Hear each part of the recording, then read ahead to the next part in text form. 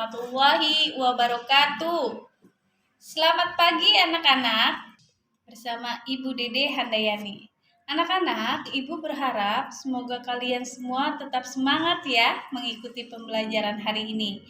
Meskipun dalam kondisi pandemi, kalian harus tetap patuhi protokol kesehatan seperti menggunakan masker, cuci tangan, jaga jarak, hindari kerumunan, dan kurangi mobilitas.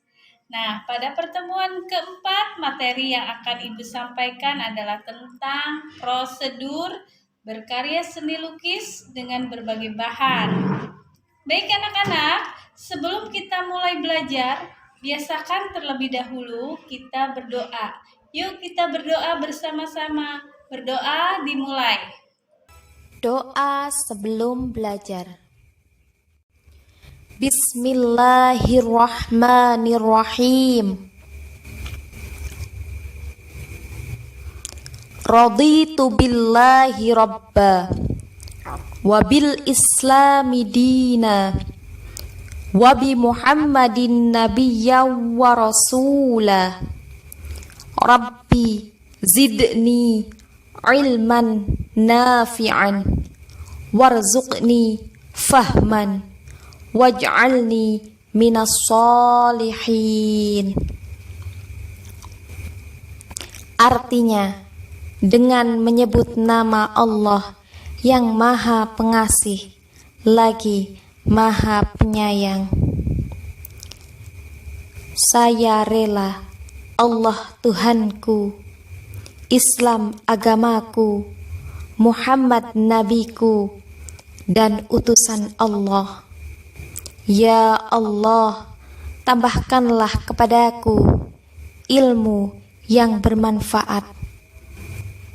Berikanlah aku rizki pemahaman, dan jadikanlah aku dari golongan orang-orang yang soleh. Amin ya rabbal alamin. Selesai. Baik, Ibu ingatkan sekali lagi ya, jangan lupa kalian absen terlebih dahulu ya di e-learning. Nah, setelah kalian mengikuti proses pembelajaran pada hari ini, diharapkan tujuan pembelajarannya adalah yang pertama, kalian dapat mengidentifikasi karya seni lukis. Yang kedua, kalian dapat menjelaskan berbagai informasi seni lukis yang diperoleh melalui kegiatan membaca, mengunjungi pameran, dan diskusi. Yang ketiga, kalian dapat menganalisis teknik berkarya seni lukis yang bervariatif. Yang keempat, kalian dapat menentukan teknik berkarya seni lukis yang bervariatif. Yang kelima, kalian dapat membuat lukisan dengan berbagai bahan dan teknik. Baik anak-anak, kita mulai dulu dengan beberapa langkah yang perlu dilakukan jika kalian ingin melukis. Teori ini berdasarkan pengalaman para pelukis terkenal. Proses atau langkah dalam melukis adalah sebagai berikut. Yang pertama, memunculkan gagasan. Untuk memunculkan gagasan kreatif, bisa didapatkan dari apa yang kita lihat di sekeliling kita. Misalnya dengan mengembangkan imajinasi agar apa yang ada di pikiran atau dari pengalaman orang lain. Yang kedua, bisa juga kita melihat objek gambar ya secara langsung, misalnya di pasar, di pantai, atau pegunungan. Yang ketiga, bisa juga kalian dapat melihat dari buku, majalah, internet, serta dokumen lain tentang lukisan. Yang keempat, mengunjungi museum atau kegiatan seni lukis di sekitar. Ide dan gagasan di atas kita kelola lagi, baik dari segi bentuk maupun susunan objeknya, sehingga menjadi sebuah sketsa yang menarik. Sehingga apa yang kita lihat, kita rasakan, kita pikirkan, dipahami oleh pengamat seni. Yang kedua, langkah kedua adalah membuat sketsa. Kalian tahu sketsa itu apa?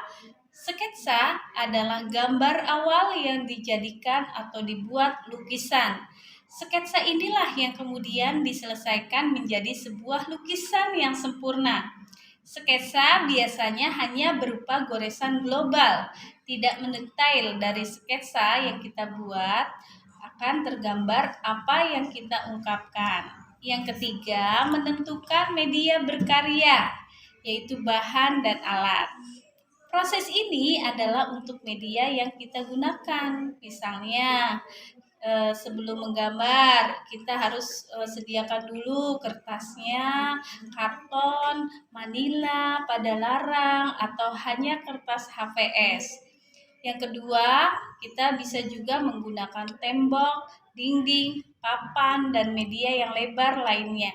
Ketiga, menggunakan media alternatif seperti kaca, cangkang telur, atau di permukaan benda pakai atau kerajinan.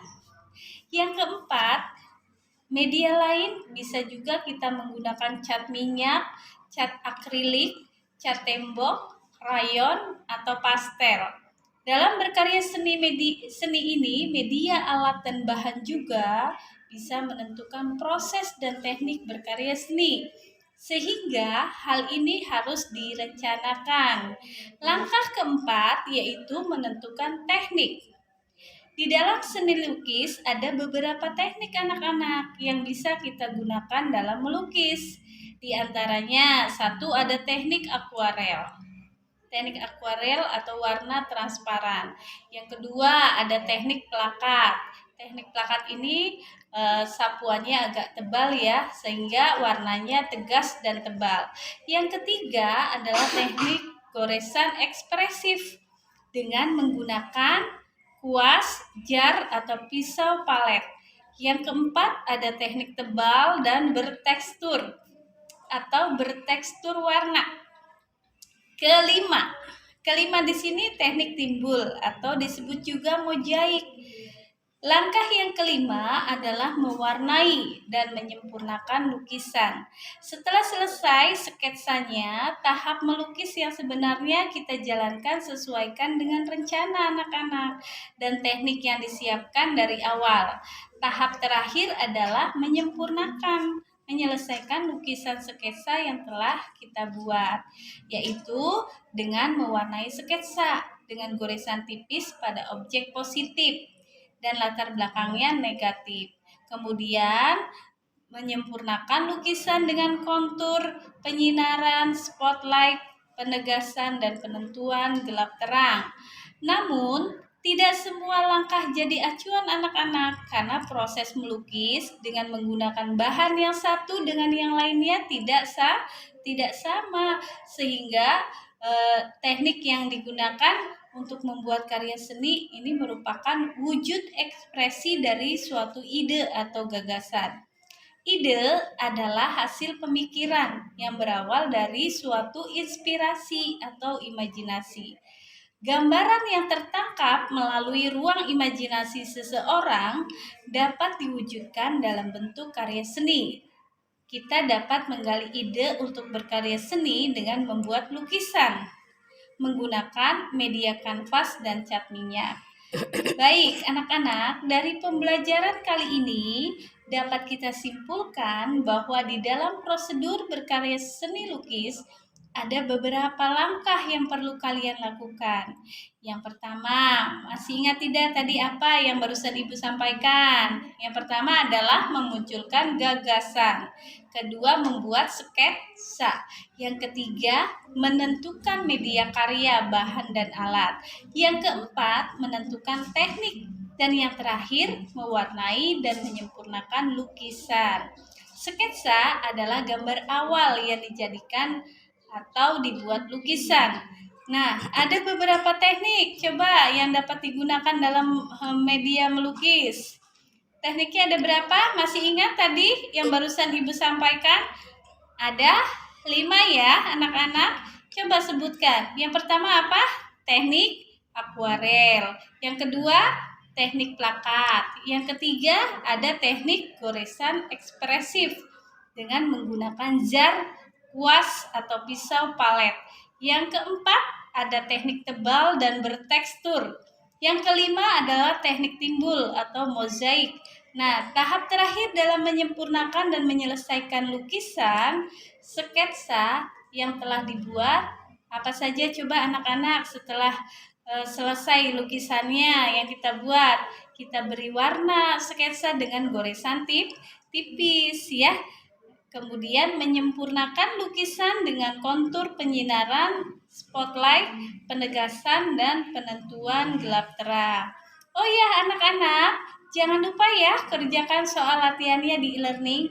Untuk materi berikutnya, kita akan membahas tentang pengertian ornamentasi melodis. Baiklah anak-anak, kita akhiri pembelajaran kali ini dengan berdoa. Yuk kita berdoa, berdoa dimulai. Doa setelah belajar.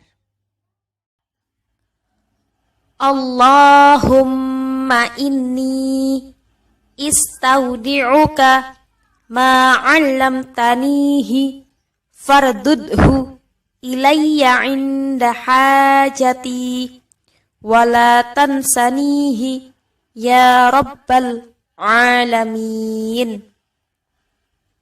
Artinya, ya Allah, sesungguhnya kutitipkan kepadamu apa yang telah Engkau ajarkan kepadaku, maka kembalikanlah dia kepadaku di saat aku membutuhkannya. Janganlah Engkau buat aku lupa kepadanya, wahai Tuhan pemelihara alam.